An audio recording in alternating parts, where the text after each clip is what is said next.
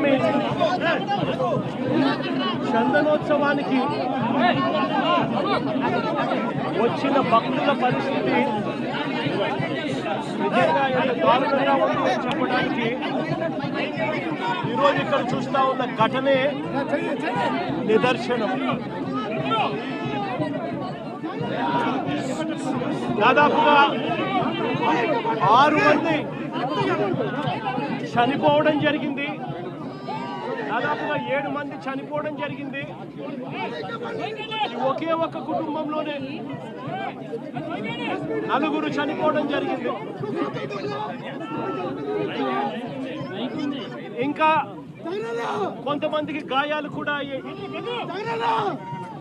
నేను అడుగుతా ఉన్నాను ఒకటి,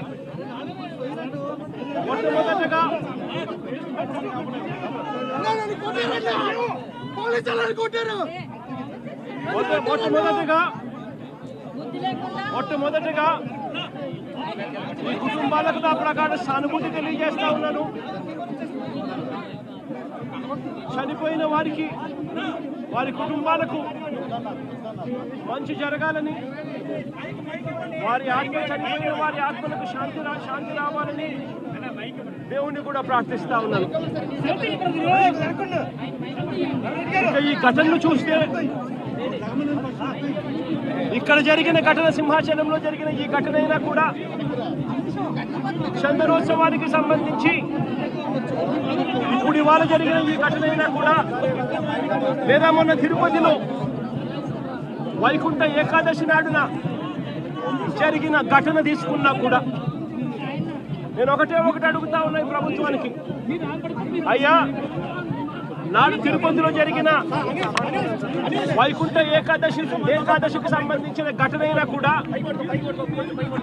ఈరోజు చందనోత్సవానికి సంబంధించిన జరిగిన ఘటన అయినా కూడా, ఏ రోజు చందనోత్సవం జరుగుతుంది, ఏ రోజు వైకుంఠ ఏకాదశి వస్తుంది అన్నది ప్రభుత్వానికి తెలియదా అని అడుగుతా ఉన్నా. ఎప్పుడు జరుగుతుందో తెలుసు. ఆ జరిగే రోజున లక్షల మంది భక్తులు వస్తారు అన్న సంగతి కూడా తెలుసు. తెలిసినా కూడా కేవలం నిర్లక్ష్య వైఖరితో అనేక మంది ప్రాణాలను బలికొన్నారు.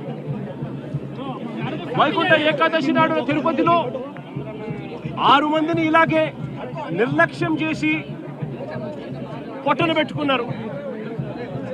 అప్పుడు కూడా అంతే, చంద్రబాబు నాయుడు గారు కుప్పం పర్యటన ఉంది అని చెప్పి పోలీసులందరినీ కూడా కుప్పంకు పంపించారు. అందరినీ కూడా పార్కుల్లో పెట్టి, రకరకాల ఏరియాలలో పెట్టి, సడన్గా ఒక్కసారి గేట్లు ఎత్తేసి, సెక్యూరిటీ అరేంజ్మెంట్స్ లేవు కాబట్టి,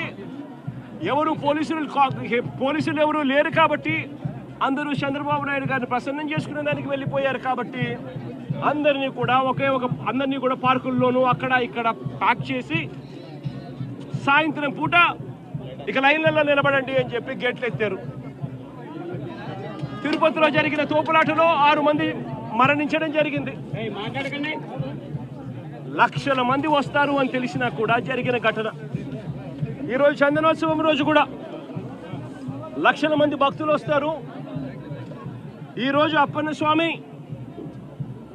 నిజ రూపంలో దర్శించుకోవచ్చు అప్పన్న స్వామిని అని లక్షల మంది భక్తులు ఈరోజు వస్తారు అని తెలిసినా కూడా దారుణమైన అరేంజ్మెంట్స్. చాలా మంది చెప్తా ఉన్నారు, కనీసం టెంపరీ టాయిలెట్లు కూడా లేవు, క్యూలలో నిలబడిన వాళ్ళకి నీళ్లు లేవని కూడా చెప్తా ఉన్నారు. ఘటన జరిగిన స్థలాన్ని ఒకసారి చూస్తే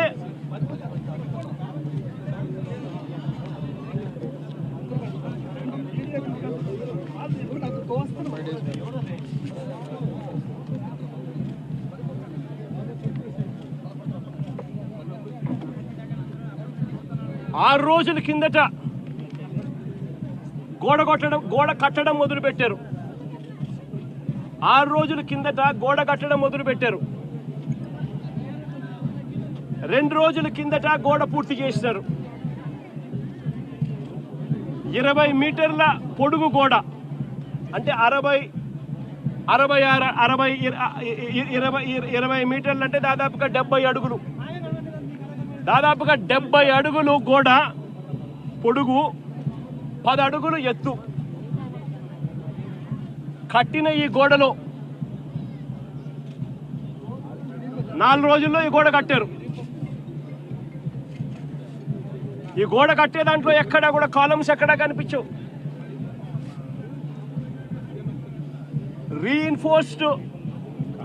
రీఇన్ఫోర్స్డ్ కాంక్రీట్ గోడ కట్టాల్సిన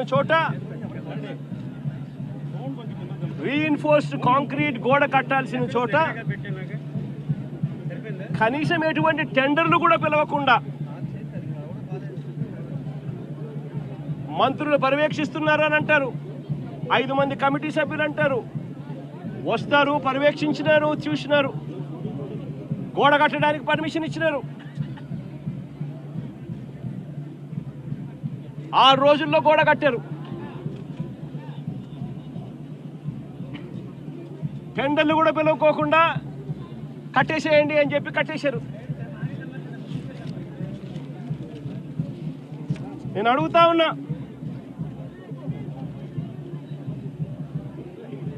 ఈరోజు అధికారంలోకి వచ్చి చంద్రబాబు నాయుడు గారు దాదాపుగా సంవత్సరం అయింది. చంద్రబాబు నాయుడు గారు అధికారంలోకి వచ్చి. నేను అడుగుతా ఉన్నా చంద్రబాబు నాయుడు గారిని, చందనోత్సవం ఎప్పుడు జరుగుతుందో మీకు తెలియదా అని అడుగుతా ఉన్నా. మరి చందనోత్సవం పలానా రోజు జరుగుతుంది అని చెప్పి తెలిసినప్పుడు ఈ గోడ కట్టించే కార్యక్రమం ముందే ఎందుకు మొదలు పెట్టలేదు అని అడుగుతా ఉన్నా. ఈ గోడ కట్టించే కార్యక్రమం ముందే ఎందుకు చేయలేదు అని అడుగుతా ఉన్నా. ఇదే పెద్ద మంచి చంద్రబాబు నాయుడు గారిని, అడుగుతా ఉన్నా.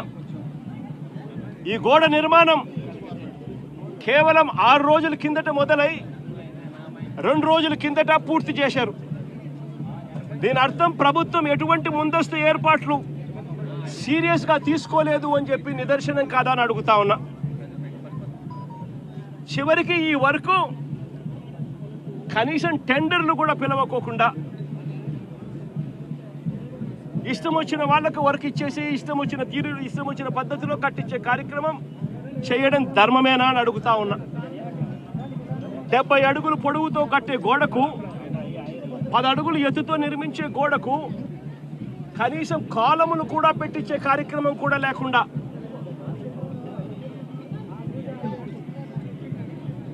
ఇటుకలతో, సిమెంట్ బ్లాక్స్తో, ఫ్లయాష్ ఇటుకలతో గోడ కట్టడం అన్నది ఏ రకంగా కరెక్టు అని అడుగుతా ఉన్నా. కనీసం కట్టే ఈ గోడను రీఇన్ఫోర్స్డ్ కాంక్రీట్తో అయినా కట్టాలి. రీఇన్ఫోర్స్డ్ కాంక్రీట్తో కట్టి దానికి వీప్ హోల్స్ కూడా పెడితేనే కాస్తో కూస్తో ఏ గోడైనా నిలబడుతుంది అన్న జ్ఞానం కూడా లేకుండా ఎలా కట్టారు అని అడుగుతా ఉన్నా. 2 రోజుల కిందటనే గోడ పూర్తయింది అని తెలుసు. 2 రోజుల కిందనే గోడ పూర్తయింది అని తెలుసు. వర్షం కూడా ముందు రోజు రాత్రి పడింది అని కూడా తెలుసు. మరి తెలిసినప్పుడు ఇన్ని లక్షల మంది క్యూలో గోడ పక్కనే ఎలా వాళ్ళు క్యూలో నిలబడేట్టుగా చేశారు అని అడుగుతా ఉన్నా. ఇదే పెద్ద మనిషి చంద్రబాబు నాయుడు గారిని.